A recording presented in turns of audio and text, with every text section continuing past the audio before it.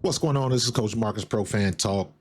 Getting ready for the NFC Championship game this weekend against the Washington Commanders. A lot of things going on. Everybody's talking about Jalen Hurts. Everybody's talking about Saquon Barkley. Everybody's talking about Jaden Daniels. I'm looking at it from the standpoint of what do I see on film and what are we going to look at? First, we got a couple of tidbits of news. Breaking news. Cam Jurgens is injured. It looks like he's going to play. Looks like he was at practice, but he is listed with a back injury. And Dallas Goedert is listed with an ankle injury. Now, the injury to Cam Jurgens is significant to the point where people are questioning if he is going to play. If he doesn't play, that is a big change.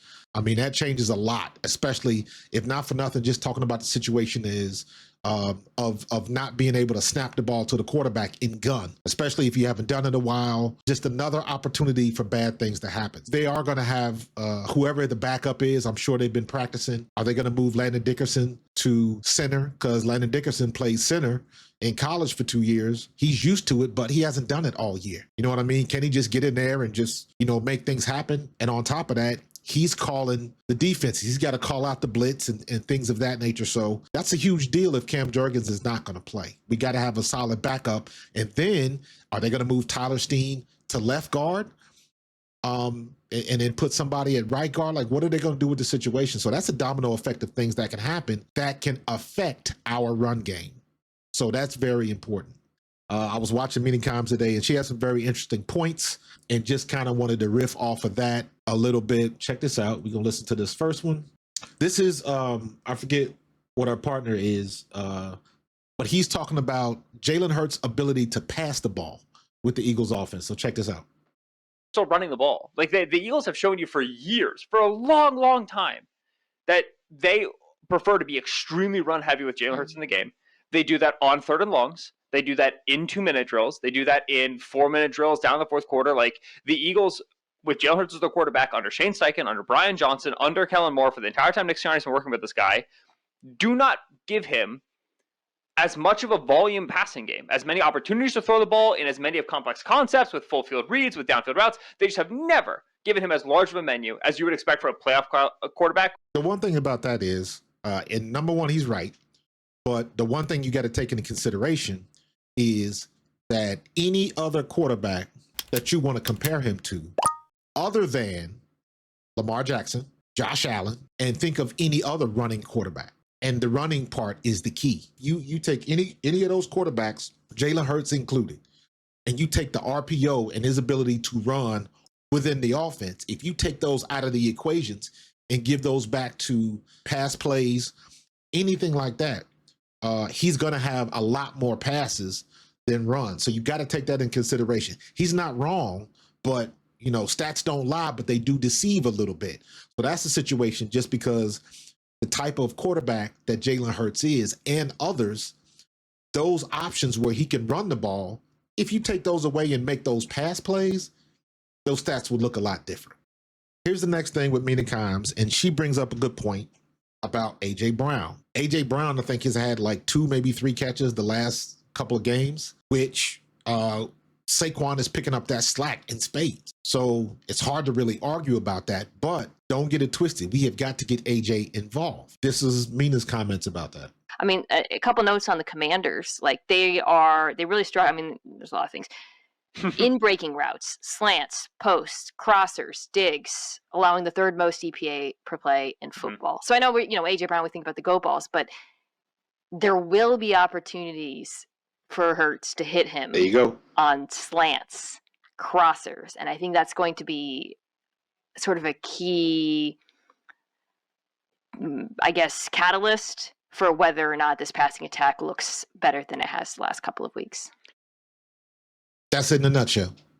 Been saying the same thing the last 4 or 5 weeks. It doesn't have to be complicated.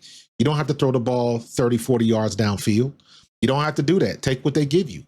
And A.J. Brown has been able to show you that he is hard to bring down on the slant. He's known to break a tackle. He's king of the yak yards when it comes to that.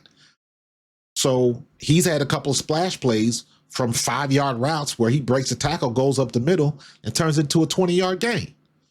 So that can be done. I agree with her 100%. That's the easiest way to make our offense, our passing offense, effective.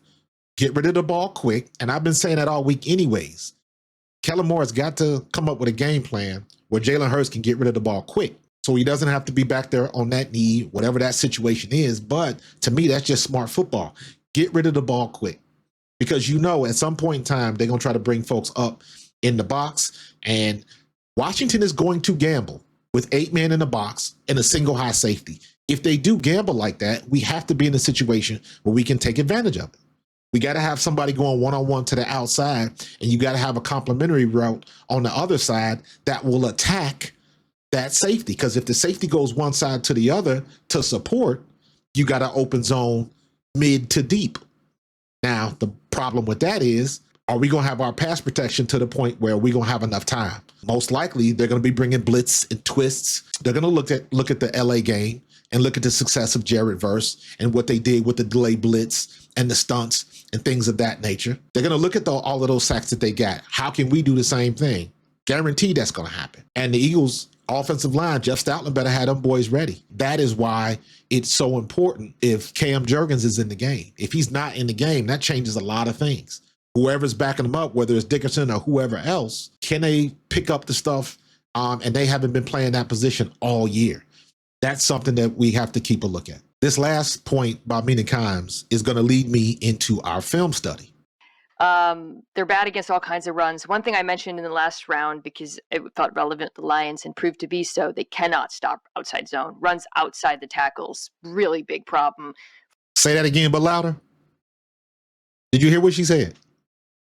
Zone reads outside the tackles. If y'all have been watching my streams, if you've been watching my videos, you already know what I've been yelling and screaming about. Get Saquon outside. Not all of the time, but a hell of a lot more than you're doing right now. And Detroit showed that is a weakness for Washington. Their run defense is not great anyways. Jahmyr Gibbs was gutting them outside, and they had to go away from the run because they was playing catch up, so they had to put the ball in the air.